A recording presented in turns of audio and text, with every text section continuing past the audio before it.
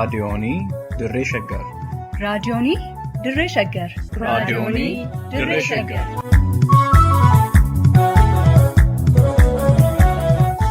raadiyoonii Dirree Shaggar.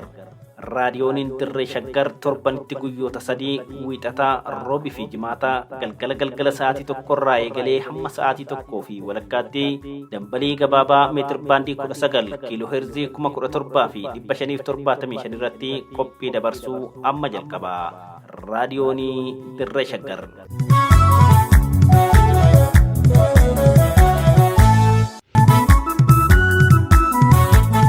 raadiyoonii Dirree Shaggar. Seenaa fi seexaa sagantaa kanaan gootota Oromoo yaadanna. Oromoo fi Oromiyaa wal barsiifna.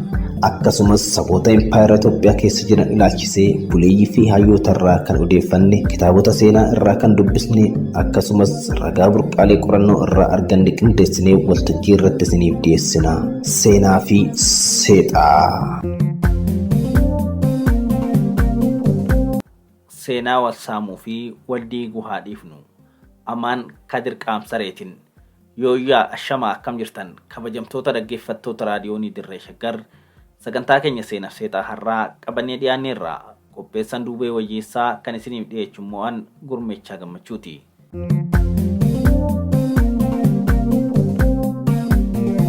Dhaggeeffattoota raadiyoonii Dirree Shaggar, barreeffama qophii keenya har'aatiif qabannee dhiyaanne kana kan arganne obbo Amaan Kadir Qaamsaree fuula feesbuukii isaa irratti maxxansanirraa akka qophii keenyaaf ta'utti qindeessinee fudhanne. Nu waliin haga dhumaatti akka turtan isin affeerra. Dhiyeenya kana namoonni fi murnoonni seenaa qubee afaan Oromootii fi seenaa adda bilisummaa Oromoo wal saamanii fi tokkummaa Oromoo gaagaan mul'achaa jiru jedhanii jalqabu obbo Amaan. Seenaan qubee afaan Oromootii fi seenaa adda bilisummaa Oromoo seenaa namoota dhuunfatii fi qabeenya murnootatti gad xiqqeessuun yakka seenaa Oromoo irratti hojjetamu waan ta'eef sirreessuu fi saaxiluu yeroon nu gaafata. Miidiyaan dhimma kana hafarsus itti gaafatama seenaa jalaa hin ba'u. Qubee afaan Oromoo bocuu fi adda bilisummaa Oromoo ijaaruu keessatti dhaloota hedduutu hirmaate. Dogoggora beekaanis ta'ee wallaalaan seenaa Oromoo irratti dalagamu kana afaan cuqqaalladhee ilaaluu hin dandeenye. Kanaaf dursee seenaa gabaabaa qubee afaan Oromoo barreessuuf dirqame. Ittaan sun seenaa adda bilisummaa Oromoo barreessee isin sooraa itti dhiyaadhaa sooradhaa. Seenaa gabaabaa Abba Caadaa qubee afaan Oromoo. Qubeen afaan Oromoo Abba Caadaan eessaa ka'ee eessa ga'e? Seensa. Hiddi latiinsaa fi dagaagina qubee afaan Oromoo Abba Caadaa seenaa dagaaginaa fi latiinsa qubee laatiin wajjin walitti hidhataadha. Kanaafuu seenaa qubee afaan Oromoo rogaan hubachuuf seenaa gabaabaa qubee laatiin mil'achuun barbaachisaadha. Innaa tokko qubeen afaan Oromoo akka waan sammuu namoota tokko qofa keessaa maddee tolfameetti ilaaluun ni mul'ata. Innaa biraatis akka waan qubeen Abba Caadaa hojii qabeenya dhuunfaa jaarmiyaa tokko qofaatti ilaaluu fi hallanyummaa itti abboomuuf tattaafachuun ni calaqqisa. Kana jechuun garuu hayyoonni, hoogganoonni siyaasatii fi waldayoonni amantii qooda olaanaa gumaachan hin jiran jechuu miti. Yeroo maqaan hayyoota qooda olaanaa kennanii ka'u maqaan Sheek Bakirii Saaphalooti fi Hayilee Fidaa toora duraarratti dhufa. Akeekni barruu gabaabduu tanaa qooda hundumtuu hanga dandeettii isaatti kenne osoo hin jal'isin dhiyeessudha. Seenaa barreessuun asoosama yookiin fiikshin barreessuu miti. Asoosama barreessuu keessatti fedha, abjuu fi hawwii ofii barreessuun dhorkaa miti. Seenaa qubee afaan Oromoo ilaalchisee yeroo tokko asoosama barreeffame agarra. Asoosamni ammoo seenaa roga qabatamaa qabu barreessuun sirreeffama. Qubee afaan Oromoo Abba Caadaa uumuu, guddisuu fi dagaagsuu keessatti namoota dhuunfaa qofa osoo hin ta'in dhaloota hedduutu irraa hirmaate. Seenaan hayyootaa fi dhaloota hedduu hirmaachise kun hayyoota dhalootaan Oromoo ta'an qofa osoo hin ta'in hayyoota Awurooppaa keessatti dhalatanis dabalata. Qubee afaan Oromoo kunuunsanii guddisuu irratti hoogganootaa fi jaarmiyoota siyaasaa Oromoo callaa osoo hin ta'in waldoonni amantii baargamaallee qooda hin tuffatamne gumaachanii jiran. Qubee afaan Oromoo tolchuu, guddisuu fi hojiirra oolchuuf jecha sabboontonni Oromoo qaqqaaliin wareegamanii jiran. Warra qubee afaan Oromoo jiraachisuu jecha lubbuu isaanii tan lagoo hin qabne aarsaa godhan qofa osoo hin ta'in Manguddoonni qubee afaan Oromoo tolchuu keessatti qooda fudhatanis har'as lubbuun jiraachuu isaanii dagatuu hin qabnu. Akkuma beekamu addi bilisummaa Oromoo qubee afaan Oromoo dhaloota duraarraa fuudhee ammayyeessuu fi boqonnaa haarawatti ceesisuu diinnis firris haaluu hin danda'u. ABO'n bara chaartaraa yeroo jalqabaatiif Abba Caadaa lafa jalatti dhokatee yakka ture ifatti baasuuf akka heera biyyichaa keessatti fudhatama argatee ittiin hojjetamuu qabsoon godhe bara baraa yaadatama. Bara goototaa fi hayyoota Oromoo kanneen lubbuun jiran abaaraa kanneen dabran faarsuun aadaa polotikaa Oromoo ta'ee dhufetti maqaa hayyoota lubbuun jiranii faarfachuun salphaa miti. Garuu yeroo wabii madda seenaa na barbaachisetti hoogganoota lubbuun jiran wajjin mari'achuun barruu tana akkam barreesse fi muree qooduu barbaada. Kana jechuun garuu qubee afaan Oromoo adda bilisummaa Oromoo qofatu bocee fide jechuun dogoggora daangaa hin qabneen jedha. Dhaloonni har'allee kan qubee baratee qubeen barsiise dhaloota qubee aarsaa olaanaa kennaa jira. Dhaloonni boruullee dhaloota har'aarraa fuudhee gara dhaloota itti aanutti dabarsuuf dabaree ofii eeggataa jira. Warri caasaa fi sirna barnoota Oromiyaa keessattis afaan Oromoo akka imaammata barnootaa ifaan kennamu godhanii dhaloota haarawaa qubee afaan Oromootiin barsiisuu irratti gumaachanis qooda murteessaa kennanii jiru. Barruu gabaabduu tana keessatti qubee afaan Oromoo dagaagsuu irratti warra walirraa fuudhee darbaa walitti dabarsee hundumaa qooda isaanii malu ni qoonna. Guddina qubee afaan Oromootiif kanneen gumaachan namootaa fi ijaarsota qofa osoo hin ta'in sirnoonni barreeffama addunyaallee gumaachuu isaanii ni yaadachiifna. Seenaa gabaabaa qubee laatinii. Qubeen laatin seenaa fi adeemsa waggoota kumoota hedduutti lakkaawaman keessa qaxxaamuree har'a ga'e. Seenaa baroota kumootatti lakkaawaman keessa kun kaan irraa dhaalaa, ergifataa, itti dabalaa, qadhaabataa, fooyyessaa darbaa dabarsaa walitti kennaa dagaage. Qubeen laatin duraanii maqaa qubee Roomaan jedhamuunis ni beekama. Warri Roomaan qubee kana afaan laatinii ittiin qoraa turan. Gama biraatiin qubeen laatin qubee warra Giriikotaa irraa maddee guddate jechuun ni danda'ama. Jechi alfaabeet jedhu mataan isaatu afaan Giriikitti qubee jechuudha. Ka jalqabaa qooda warri Ijiptii gumaachan. Hayyoonni ogummaa afaanii qoratan qubeen laatin jalqaba qaroomina barreeffamaa warra Ijipshiyaan irraa maddee jedhan. Warri Ijiptii jalqaba aadaa barreeffama hieroogilifiksii jedhamu uumanii waraqaa tolchanii barreessuu jalqaban. Waraqaa maqaa paappiras jedhamee beekamu coqorsa dhallaaduu fakkaatu daakanii yookiin cafaqanii waraqaa tolchanii waraqaa san irratti ammoo suura yookiin mallattoo sumuduu yookiin qoruu jalqaban. 2. Qooda warri Fooneeshiyaa gumaachan. Itti aansee warra Fooneeshiyaa jedhamutu qaroomina barreeffamaa warra Ijiptii fudhatee yookiin gadhaabatee fooyyessee ittiin barreessuu itti fufe. Qubeen warra Fooneeshiyaan barreeffama warra Ijiptii maqaa hieroogilifiksii jedhamurraa madde.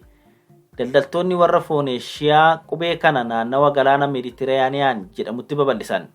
Aadaa fi qaroominni biyyoota godina kanatti argamanii aadaa fi qubee warra Fooneeshiyaa wajjin walitti hidhataa addaan hin cinne qaba. Aadaan barreeffamaa fi qubeewwan Hebruu, Aramaayikii fi Arabaa hundeen isaanii qubee kanarraa dagaage. Bifti qubee Fooneeshiyaa rog-sadee fi dalga qajeelaa yoo ta'u, mirga irraa gara bitaatti barreeffama. Qubeen Fooneeshiyaa guddinaa fi dagaagina qubee laatiniitiif qooda guddaa gumaache. 3. Qooda warri Roomaan gumaachan. Qubeen Roomaanii fi qubeen laatinii waliif moggoodha. Warri Roomaan jedhee of waamu duraan afaan isaanii kan maqaa laatiniitiin beekamu qoruuf sirna barreeffama qubee laatinii yookaan qubee Roomaan jedhamee beekamutti waan gargaaramaniif maqaa lamaaniin waamama. Kanaafuu qubee laatinii jechuu fi qubee Roomaa jechuun garaagarummaa qabu. Gumaachi inni guddaan barreeffama qubee laatinii kenne qubee dubbifamaa yookiin konsonantis qubee dubbachiiftuu vaawuls karaa sirna qabeessan tolchee hojiirra oolchuu isaati. Sabootaa fi afaanonni laatinii irraa dagaagan qubee Roomaan yookiin laatin qadhaabatanii yookiin ergifatanii afaan isaanii ittiin barreeffatuu jalqaban. Kanaafuu barreeffamni qubee Roomaan yookiin qubee laatinii sirna barreeffama addunyaa guutuu ammatu ta'ee dagaage. Qubee afaan Oromoo Abba Caadaa tolchuu fi qindeessuu irratti warra gumaachan. Qubee afaan Oromoo guddisuu fi sadarkaa amma irra ga'e kana dhaqqabsiisuuf hayyoonni biyya Awurooppaa, waldaaleen amantii biyya ambaa, hayyoonni Oromootii fi jaarmiyoonni siyaasaa Oromoo ga'ee isaanii gumaachanii jiran. Ga'ee hundumtuu gumaache osoo hin jal'isin barreessanii seenaa fi dhaloota boruuf dabarsuun dirqama Oromummaati. Anis akka nama tokkootti warra qubee afaan Oromoo dhoksaan lafa jalatti baratee barsiise keessatti qooda fudhate waan tureef seenaa kana barreessuuf hiree gaarii argadhee jira. Akkuma seensa irratti ibsuu yaale waan ofii hin dhaqqabin hangafoota kiyya kan dura qubee afaan Oromoo tolchuu fi barreessuu keessatti qooda fudhatan keessattuu obbo Leencoo Lataa wajjin mari'achuun barreeffama kana qopheessee jira. Ka jalqabaa ga'ee warri amantiitii fi hayyoonni biyyoota Awurooppaa gumaachan. Qubeen afaan Oromoollee akkuma qubee Laatinii seenaa dheeraa keessa qaxxaamuree gulantaa amma jiru kanarra ga'e. Warri dura afaan Oromoo qubee Laatiniitiin barreessuu jalqaban hayyoota biyya Awurooppaati. Sababiin isaallee amantii isaanii babal'isuuf afaan uummanni beekun barreessuun faayidaa guddaa waan isaaniif qabuufi. Fakkeenyaaf namni maqaan isaa Maartin Meerenoo jedhamu qubee afaan Oromoo madaksuu danda'u tolche. Enrico Cerulli namni jedhamu immoo bara 1922 seenaa fi hogbarruu afaan Oromoo qubee Laatiniitiin barreesse. Yeruma kana guuboon jechoota afaan Xaaliyaaniitii fi afaan Oromootiin qubee Laatiniitiin barreeffame. Ittaansuudhaan warri afaan Oromoo qubee Laatiniitiin qoruu eegalan mishiinaroota Awurooppaati. Swiidin mishin kana keessaa qooda guddaa gumaachan. Warri amantii Pirotestaantii fi Kaatolikii hordofan macaafa qulqulluu qubee Laatiniitiin qoruu bira darbanii afaan Oromoo akka qubee Gi'iziitiin barreeffamu beektota Oromoo jajjabeessaa turan. Fakkeenyaaf Onesmoos Nasiib macaafa qulqulluu qubee Gi'iziitiin akka barreessu Swiidin mishin gargaaran. Garuu Haayila Sillaaseen qubee kamiyyuu afaan Oromoon akka hin barreeffamne dhorkee yakka taasise. Kan lammataa qooda hayyoonni Oromoo gumaachan. Yeroo seenaan barreeffamuu qubee afaan Oromoo ka'uu maqaan Sheek Bakirii Saaphaloo fi Hayilee Fidaa wajjin ka'a. Sheek Bakirii Saaphalootii fi Hayilee Fidaa sammuu ilmaan Oromoo garbummaa qubee Saabiyaatii fi Arabaa jalaa bilisoomsuuf Decolonizing the Oromo Mind qooda olaanaa gumaachanii jiran. Gara gumaata Sheek Bakirii Saaphalootti dhufuu keenyan duratti walumaa galatti qoonni hayyoonni amantii Islaamaa Walloo fi Harargee gumaachan qooddachuun barbaachisaadha. Sheekonni maqaa Aniyyii fi Daanniyyii jedhamuun beekaman manzuumaa afaan Oromoo qubee Arabaatiin barreessaa akka turan seenaan ni yaadata. Tattaaffiin sheekota Walloo fi Harargee afaan Oromoo qubee afaan Arabaatiin qoruu ta'ullee irratti hin milkoofne. Sababiin isaallee akkuma qubee Gi'izii qubeen afaan Arabaa sagalee afaan Oromoo rogaan barreessuu dandeessuu hanqatte. Ka sadaffaa qooda Sheek Bakirii Saaphaloo gumaachan. Akeekni hangafti barreeffama kanaa seenaa Sheek Bakirii Saaphalootii fi Hayilee Fidaa barreessuu miti qooda isaan qubee afaan Oromoo guddisuu irratti gumaachan osoo hin jal'isin akeekudha. Yeroo jalqabaa Sheek Bakirii Saaphaloo akkuma sheekota Walloo fi Harargee afaan Oromoo qubee afaan Arabaatiin barreessuuf yaalanii akka turan seenaan ni dubbata. Garuu akkuma qubee Saabaa qubeen Arabaallee sagalee afaan Oromoo qoruu yookiin fonitaayis gochuu akka hin dandeenye hayyuun jalqabatti hubate Sheek Bakirii Saaphaloo turan. Kaayyoon isaanii akkuma Hayilee Fidaa qubee afaan Oromoo qubee sirnaa waraabee qoru iyyaafachuu ta'us kana birattis afaan Oromoo garbummaa qubee alagaa cunqursaa jalaa walaboomsuu ture. Hanqina qubeen afaan Arabaa sagalee afaan Oromoo qoruu irratti qabu erga rogaan hubatanii booda qubee haarawaa armaan gaditti mul'atu kana tolchanii hojiirra oolchuuf tattaaffii walirraa hin cinne godhan. Inni afraffaan qubee afaan Oromoo tolchuu fi guddisuu irratti qooda Hayilee Fidaa gumaache. Hayyoota Oromoo kanneen afaan Oromoo qubee Laatiniitiin akka barreeffamu gumaata olaanaa kennan keessaa Hayilee Fidaa hiriira duraa keessatti argama. Hayilee Fidaa afaan Oromoo akka qubee Laatiniitiin barreeffamu marsaalee barattoota Oromoo Awurooppaa Study Circles keessatti hojii amansiisuu fi fudhachiisuu kan seenaan bara baraan yaadatu godhee jira. Hojii amansiisee fudhachiisuu walfaanaa kitaaba hirmaata dubbii afaan Oromoo Grammar Parts of Speech jedhu qubee Laatiniitiin barreessuu keessatti qooda guddaa qaba. Fakkeenya qubee Hayilee Fidaatiin marsaan isaa tolchee hirmaata dubbii afaan Oromoo ittiin barreesse akka armaan gaditti ilaaluu ni danda'ama. Yeroo sanitti jaarmiyoonni siyaasaa Oromoo galmee poolitikaa isaanii kanneen akka barruu gaggabaabaa fi sagantaa siyaasaa qubee Hayilee Fidaa qindeessan gargaaramaa turan. ABO'nis yeroo jalqabaa qubee kana fudhatee ittiin hojjetuu eegalee ture. Haa ta'u malee qubee Hayilee Fidaa keessatti qubeen dachaa yookiin cimdii konsonantii digraafis karaa salphaa ta'een barreessuu fi dhaamsa teelegiraamaa dabarsuun salphaa waan hin turreef Adda Bilisummaa Oromoo qubee Abbacaadaa bara chaartaraa ifa beessan tolchuu fi qindeessuuf dirqame. Akkuma Hayilee Fidaa hoogganoonni Adda Bilisummaa Oromoo kanneen ijoollummaa isaanii irraa kaasanii macaafa qulqulluu qubee laatiniitiin dubbisaa guddatan abba caadaa fooyyessanii fiixa baasuu irratti qooda boonsaa kennanii jiran. Qubee Haayilee Fidaa fi waahillan isaa qindeessanii hojiirra oolchan. A, B, C, Caan caa barreessinee gubbaatti mallattoo qaba. D, E, F, G, H, I, J, K, L, M, N, Nyaan naa barreessinee mataa isaatirraa mallattoo kan qabudha. O, H, P, Q, R, S, Sh, Shaan saa barreessinee gubbaarraa mallattoo qaba. Ta, Tsaan immoo taa barreessinee jalatti mallattoo keenya. U, Wa, Yaa, Zaadha. Inni shanaffaan abba caadaa tolchuu fi guddisuu irratti gumaata qubee afaan Sumaalee. Hinnaa hayyootaa fi jaarmiyoonni poolitikaa afaan Oromoo qubee laatiniitiin barreessuuf qormaata godhaa turan hayyootaa fi mootummaa Saayid Baarree afaan Sumaalee qubee laatiniitiin barreessuuf tattaaffii godhaa turan. Akkuma afaan Oromootii fi afaan Sumaalee wal fakkaatan seenaan guddina qubee afaan lamaanii hedduu wal fakkaata. Kanaafuu seenaa qubeeleen afaan lamaanii yeroo wal fakkaatu keessa qaxxaamuran gabaabsinee mil'achuun hubannoo guutuu nuuf kenna. Biitti Sumaalee akkuma bittaa alagaa jalaa baateen afaan ofii guddisuu fi qubee mataa ofii danda'e tolfachuuf qabsoo jalqabde. Biyyiti Sumaalee gabrummaa biyya Awurooppaa jalatti kufuun duratti afaan Sumaalee qubee Arabaa kan maqaa Wadaad Arabik jedhamuun barreessaa akka turan seenaan qubee afaan Sumaalee ni hima. Qubeen kunis hir'ina sagalee afaan Sumaalee sirritti waraabuu fi qoruu waan qabuuf qubee irra fooyyee qabu barbaaduu itti fufan. Iyyaafannoo fi qorannoo bara dheeraa hayyoonni Sumaaliyaa godhan booda namni maqaan isaa Osmaan Yuusuf Kennedy jedhamu qubee Osmaaniyaa tolchee as ba'e.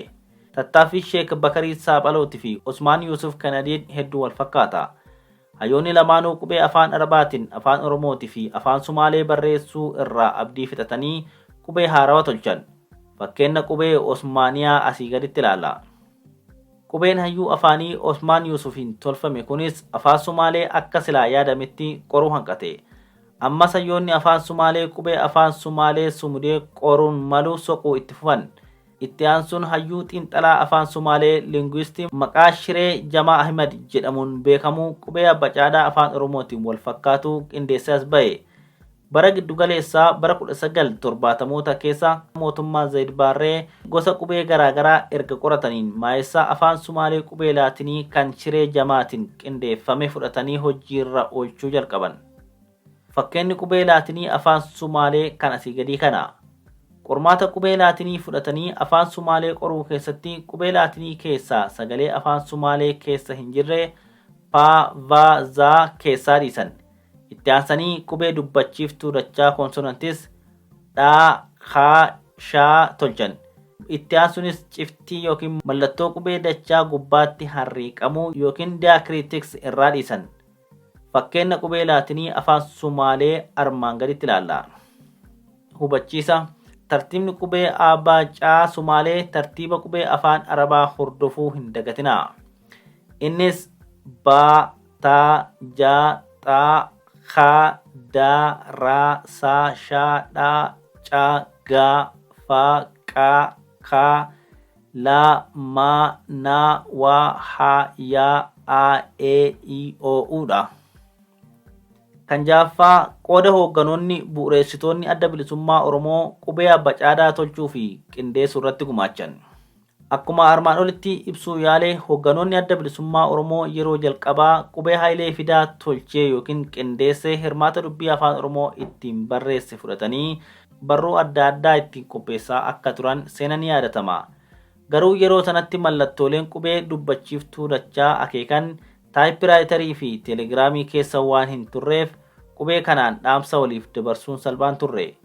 Kanaafuu hoogganoonni bu'uureessitoonni adda bilisummaa Oromoo wal fakkeenya afaan Sumaalee afaan Oromoo wajjin qabu ilaaluun qubee abba caadaa afaan Sumaalee keessaa qubee akka dhaa fi shaa fudhachuun muuxannoo fi qabanis dabaluun abba caadaa afaan Oromoo tolchanii fooyyessanii bifa baranee ta'e lafa jalatti yookiin bosona keessatti dhoksanii ittiin hojjechuu jalqaban. Bara darguu qubee abba caadaatiin barreessuun yakka du'aan yookiin hidhaa umurii guutuutiin nama adabsiisuu waan tureef iccitii olaanaadhaan dhoksaan ittiin hojjechuun dirqama ture. Anis akka nama tokkootti sababiin guddaan mana hidhaa nama nyaataa alan baqqaanyi na buuse keessaa kan duraa sagantaa adda bilisummaa Oromoo qubee Abba Caadaan barreeffamee fi barruun bakkalcha jedhamuun harkatti qabamuusaati. ABO'n akka jaarmiyaa fi hoogganaatti Abba Caadaa fooyyessuu fi qindeessuu bira dabree keessattuu bara chaartaraa qubeen kun dhoksaa baay'ee afaan Oromoo karaa ifaa fi seera qabeessan akka hojii irra oolu gumaata boonsaa seenan bara baraan yaadatu gumaachee jira. Walfakkeenya qubee laatinii afaan Sumaaleetii fi Abba Caadaa afaan Oromoo wajjin qabu walitti bikkuu akka dandayamu Abba Caadaa asii gadi ilaalla. Qubee gurguddaa A, B, C, D, E, F, G, H, I, J, K, L, M, N, O, P, Q, R, S, T, U, V, W, X, Y, Z. Qubeen dachaasaa immoo C, Sh, Dh, Ts, Ny, J, Phaadha. Afaan Oromoo qubee laatiniitiin barreeffamuun qabsoo bilisummaa Oromoo keessatti injifannoo cucululuqaa armaan gadii galmeessee jira. Dhaloota sabboonaa maalummaa isaatiin boonu kan dhaloota qubee jedhamee beekamu qubee jenereeshin Oromiyaa guutuu keessatti qabsoo godhu uumuu irratti qooda hin tuffatamne gumaacheera. Afaan Oromoo osoo hin jallatin sagaleen isaa akka waraabamuu fi qoratamuu orthographic and phonetic value akka qabaatu godhee jira. Afaan Oromoo mallattoo gabrummaa kan ta'e qubee saabatiin akka jallatee hin barreeffamne godhee jira. Qubeen afaan Oromoo sirna addunyaa keessa seenee akka qaroomina baraa waraabbatu karaa banee jira. Seenaa qubee afaan Oromoo Abba Caadaan waan namni tokko yeroo gabaabduu keessatti anatu tolchee fide jedhee abbummaa falmatu osoo hin ta'in gumaata dhaloota hedduu hirmaachise. Qubee afaan Oromoo tolchuu irratti hayyoonni alagaa, waldayyoonni amantii adda addaa, hayyoonni hooggantootaa fi jaarmiyoonni Oromoo wal duraa boodan qooda isaanii kennanii jiran. Warri Abba Caadaan ifaan seera biyya Oromiyaa keessatti beekamee hojiirra akka oolu qabsoo godhanis gumaataa fi galatan tuffatamne qabu. Kanneen qubee kanaan baratanii barsiisanis aarsaa boonsaa baasanii jiran. Egaa kabajamtoota dhaggeeffattoota keenya sagantaan har'aaf qabanne kanuma. Torban immoo seenaa biraa qabannee walitti deebinaa. Fayyaa tura. Seenaa fi seexaa sagantaa kanaan gootota Oromoo yaadanna. Oromoo fi Oromiyaa wal barsiifna. Akkasumas saboota impaayera Itoophiyaa keessa jiran ilaalchisee buleeyyii fi hayyoota irraa kan odeeffanne, kitaabota seenaa irraa kan dubbisne, akkasumas ragaa burqaalee qorannoo irraa arganne qindeessinee waltajjii irratti isiniif dhiyeessina. Seenaa fi seexaa.